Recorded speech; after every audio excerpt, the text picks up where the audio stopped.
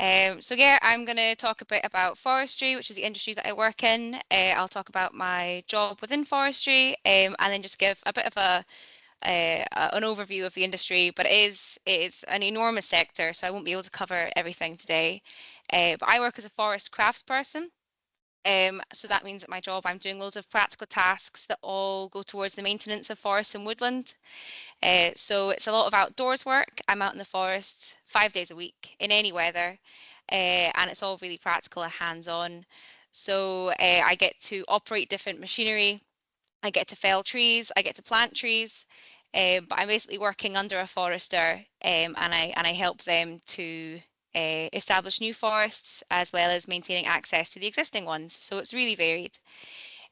So I came into this role through a modern apprenticeship. So that meant I got loads of coursework, which I did with the School of Forestry up in Inverness. So they assessed some of the stuff I was doing, but a lot of my training was through my employer. So like I had my chainsaw ticket and quad bike. I was able to do that through my employer. And then I've also just learned a lot of skills on the job. I've been working with an experienced team of craftspeople, supervisors and foresters. So there's been like a real kind of good source of information that I've gotten to learn from. And then as an apprentice, something that I've gotten as well is opportunities to go and shadow different functions. So like I've said already, forestry is a massive industry. There's so many different roles within it. And anything that I've taken interest in, I've been able to say to my managers, like, can I go and learn a bit more about planning forestry? Or I'm really interested in the environment, can I go and find out more? So through the apprenticeship, and I've been able to go and actually get that experience with the different functions. So my employer is Forestry and Land Scotland. So FLS is the government agency which manages the public estate in Scotland. So it's about 9% of Scottish land is managed by Forestry and Land Scotland. Um, and a big part of that is timber production. That's our money maker. It's probably the first thing a lot of people think about when I say forestry is trees and timber production. So on the west coast, which is where I'm based, we plant conifers, which is for people who don't know, it's the tall, pointy trees with the needles. That's our productive tree, mostly Sitka spruce, but we do plant lots of different species as well, like Scots pine, which is one of our native conifers, Douglas fir, Macedonian pine. So there is a variety that gets planted. And then we plant broadleaves as well. Now, where I'm based, the broadleaves mostly provide habitats, and we also use them as a buffer zone between our plantations and rivers. Uh, Broadleaves do get planted to be productive timber in other parts of the country, but it takes a lot longer for them to grow. So it's mostly the conifers out in the west coast. So the function that I work with is called forest management, or FM. So we establish the new forests, so we plant the new trees. So every single tree is planted by hand, which is something that people don't really think about, but we do have planters out there in any weather planting the trees. And I've got some of our baby trees here. These were left over from last season, so they're not looking too healthy, but these get put in the ground. And then you do have to face a few challenges in the first few years. So one of the challenges that they face is a pest called the pine weevil. So that's like a little beetle that will come along and it will eat the bark off the trees. So as soon as that ring of bark around the bottom of the baby tree has been eaten, it's going to kill the whole plant. And we don't use pesticides on the west coast. So if you've got a really small tree with a small circumference, then it's really vulnerable to these pine weevil. And then another challenge that we have to deal with is browsing. So that's from like deer and sheep primarily, but we also get rabbits and hares, and they'll come along and they'll eat the tops of the trees. And again, if it doesn't kill it, it will make the tree much more bushy. It'll be a less valuable timber crop at the end of the day. So one of my jobs as a craftspeople is going and inspecting the fences that we use to keep the deer out. So I'll go along, I'll fix any gaps that I can. I'll be wearing my fencing belt, and yeah, any small holes that can get plugged, I can do that. But any bigger areas that need heavy materials like fence posts and netting, then we'll load that up onto the quad bike that's behind me, and we'll take that out onto site. We work in really remote places, quite difficult to access, and it's really difficult to manually handle all these materials out onto the sites. So yeah, using machinery like the quad bike makes it a lot easier, a lot safer, and it's way more fun. It's one of the probably the most fun jobs I get to do is quad biking. So I've already mentioned kind of like the browsing from the deer. So in Scotland, we do have a bit of a deer problem. They don't have a natural predator. There's over 1 million deer in Scotland. And so not only do they have an effect on our timber crops, but they will destroy natural habitats as well. So they'll eat the shoots off of trees and they'll peel the bark off, and that will kill the trees. It's really hard for a new woodland to establish itself. Um, when fencing isn't possible, we have wildlife rangers who are responsible for going and managing the deer population. So they'll go out deer stalking. And then we actually sell the venison as meat. So about 97% of the venison that comes off our lands will get sold. So if anyone eats venison, next time you're in Morrison's or Tesco's, look on the back of the packaging and you'll see our logo. And that's been sustainably sourced on our land. Another issue with the overpopulation of deer is they carry parasitic ticks, which will carry Lyme's disease as well, and that's a disease that can affect humans when it's transferred. So, so it's a really important part of what Forestry and Land Scotland does. So back to the trees. For the first 5 years, we look after them quite intensively. We have to go out and check. That's another one of my roles, is going out, walking the sites and figuring out how many are surviving, because we will have to go back in and plant the areas where the trees are dying. A good tree planter will be planting over 1,000 trees in a day. I am not a good tree planter. I think my record was about 400, so thankfully I'm the one checking them and not actually planting them. But then we look after them. It takes about 40 years for them to mature, for the Sitka spruce to mature to the point of getting harvested. It used to take a chainsaw operator about half an hour to process a whole tree. So that was felling it, snedding it, which is removing all the branches, and then cutting it into logs. It's very time consuming and it is quite dangerous. You're dealing with chainsaws, you're dealing with heavy materials. So we now have machines that do a lot of it for us. And I do have a little miniature one here. They're a bit bigger in real life. This is one of our harvesters here. So there's now a chainsaw head inside here. It clamps onto the tree. The chainsaw will come out and cut the tree down. The rollers will run it along, strip all the branches off it, and then cut it to exactly 4.9 meters. So it's made it a lot more quick. What used to take half an hour takes about 30 seconds with one of these. And like I said, it's a lot safer. We have a machine operator who stays in their cab. It's heated. I believe some of the newer ones have a microwave in it for their lunch as well. So it's a lot more pleasant than being out in the rain felling trees with your chainsaw. Now, what comes with having machinery like that is also having a team of engineers within forestry. So we have our mechanics who look after our machinery. We have a whole fleet of vehicles that we use to access the forest that need to be maintained. So we have our team of mechanics, and they do apprenticeships and traineeships as well through that. So it's a really good way to kind of get into the industry if you're more technically minded.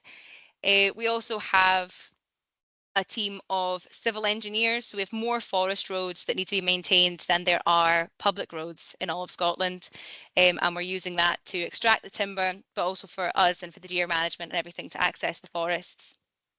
So that's kind of the timber production side of it. But that's only 1/3 of our land that gets used for timber production.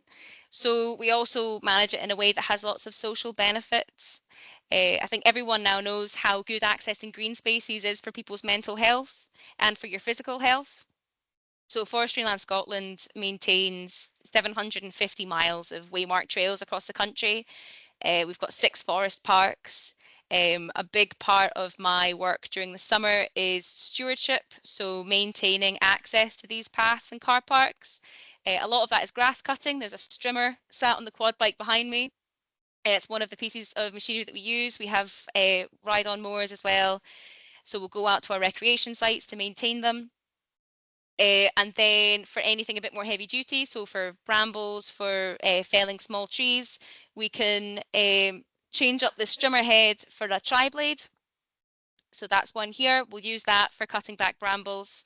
And then for felling small trees, we'll put a circular saw blade on it as well. So that's our brush cutter. And these are all courses that I was able to get through my apprenticeship to be able to operate machinery like this.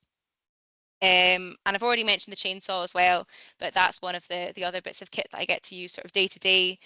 We do a little bit of felling for timber production, but actually the majority of the chainsaw work we do is either cutting back bushes and things that are coming over paths, or tree safety.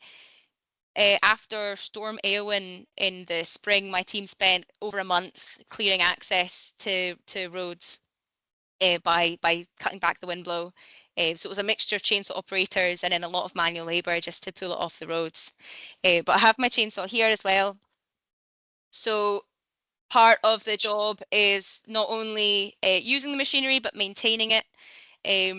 Quite often on a Friday, at the end of the week, we'll have done kind of our big tasks, and we'll come back to the shed, which is where I am right now because it is tipping it down with rain. So sorry, I didn't go into the forest today. But we'll come back, we'll sharpen our chains, clear the air filters, um, and uh, and yeah, it's all really kind of practical and hands-on, and it's kind of that multiple sides of it as well. It's not just doing the job; it's looking after your machinery, looking after your equipment, and making sure everything's sort of safe to use.